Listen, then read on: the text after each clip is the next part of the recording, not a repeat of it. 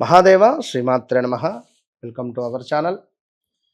మనతో ఉండేటువంటి వ్యక్తులు లేదా మన పక్క వాళ్ళు లేదా మనం నిత్యం చూస్తూ ఉండేటువంటి వ్యక్తులు చక్కగా ఎదిగారే, మరి గొప్పవాళ్ళయ్యారే, మరి నేను ఎందుకు ఇట్లా ఉన్నాను అనేటువంటి ప్రశ్న మీకు ఎప్పుడైనా అనిపించిందా? ఎవరికైనా కూడా. ఎందుకు అంటే ఎవరు వారి వారి పరిస్థితులను బట్టి కావచ్చును, మరి మీ పరిస్థితుల దృష్ట్యా కావచ్చును.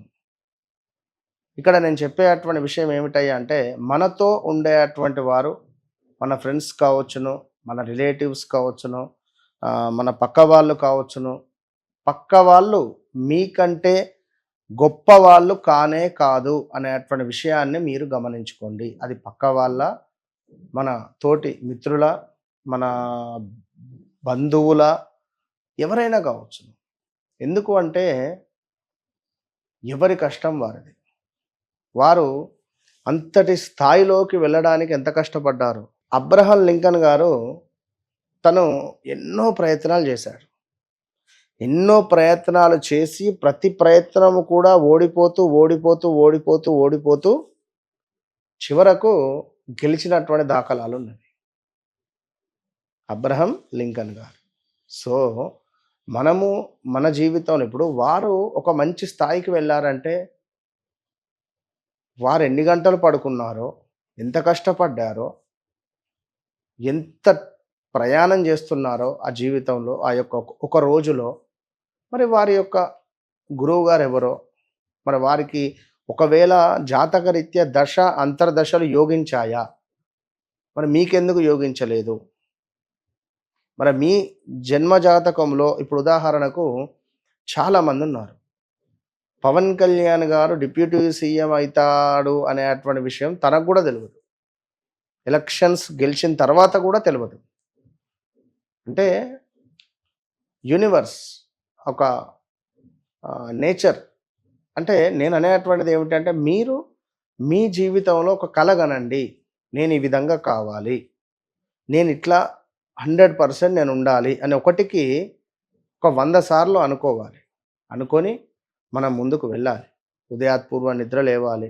చక్కగా నిద్ర లేచినప్పటి నుండి పడుకునేటువంటి క్రమం వరకు ధర్మ మార్గంలో మనం ఉండి, మనము మన యొక్క జీవితంలో ఇప్పుడు ఒక సముద్రంలో ప్రయాణం చేసే క్రమంలో మనము ఎక్కడో ఆ సముద్రంలో పడిపోయాం అనుకుందాం. ఈదుతూ ఈదుతూ ఒడ్డున చేరుకోవాల్సిందే. అంటే ఆ క్రమానికి సంబంధించినటువంటి ఒక భయం అనేటువంటిది మనకు ఉండాలి.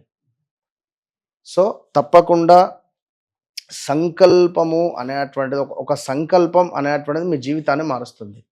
సో ప్రతిరోజు నేను చెప్పే విధంగా మీరు సంకల్పం చేసుకోండి.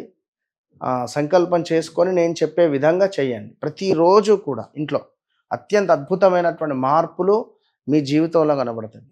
ఒక మట్టి పాత్ర తీసుకోవాలి. మట్టి పాత్ర తీసుకొని అందులో చక్కగా కూడా ఒక 8 లవంగాలు, 8 ఇలాచీలు, అదేవిధంగా 8 మనకు మిరియాలు, కొంత పచ్చకర్పూరము, దాల్చిన చెక్క, ఇవన్నీ కూడా వేసి వీటిని ఇంట్లో ధూపంగా వేయాలి. సంకల్పం చేసుకోండి. మమ సకల పాపదోష నివారణ సిద్ధ్యర్థే లక్ష్మీదేవి అనుగ్రహ ఫలసిద్ధ్యర్థం అని చెప్పి ఓం ఘం గణపతయే నమః, ఓం ఘం గణపతయే నమః, ఓం ఘం గణపతయే నమః, ఈ మంత్రాన్ని సుమారుగా అంటే ఒక 1,00,000 జపం చేయండి. ఒక 5 లక్షలు కానీ 1,00,000 జపము. ఈ 1,00,000 జపం మనకు సుమారుగా 43 రోజులలో సిద్ధిస్తుంది. కేవలం 43 రోజులు.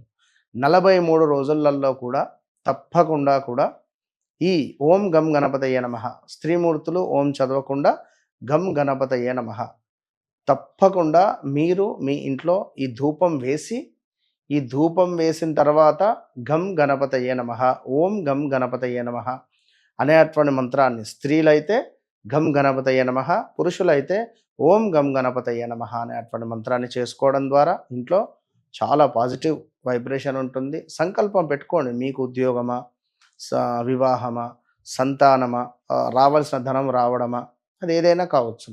ఒక సంకల్పము అనేటువంటిది పెట్టుకోవడం ద్వారా మీ జీవితంలో అత్యంత అద్భుతంగా ముందుకు వెళ్ళేటువంటి పరిస్థితి ఉంటుంది. కనుక ప్రయత్నం చేయండి. 1కి 2 సార్లు లేదా 3 సార్లు. ఈ యొక్క మీ ప్రయత్నంతో పాటుగా దైవశక్తి మీకు తోడుంటుంది. చక్కగా ప్రతి బుధవారము గణపతి దేవాలయానికి వెళ్ళండి. గరకను సమర్పించండి. అక్కడ గరకను సమర్పించి అర్చనాది కార్యక్రమాలు చేసుకోండి. ఏదో కొంచెం ఇబ్బంది కలిగించే సందర్భం జరిగింది. అయ్యో! ఇంతేనా అని దాని గురించి ఆలోచించుకుంటూ కూర్చోవాల్సినటువంటి పని లేదు. ఎందుకంటే ఏది జరిగినా పాజిటివ్‌గా ఉండండి. ఇక్కడ పాజిటివ్‌గా ఉండండి. ఒకటే విషయము. జరిగింది అంటే మాత్రం కుదరదు. సో, మీకు మీరు ధైర్యం తెచ్చుకోవాలి. ఎవ్వరు మనకు ధైర్యం చెప్పరు.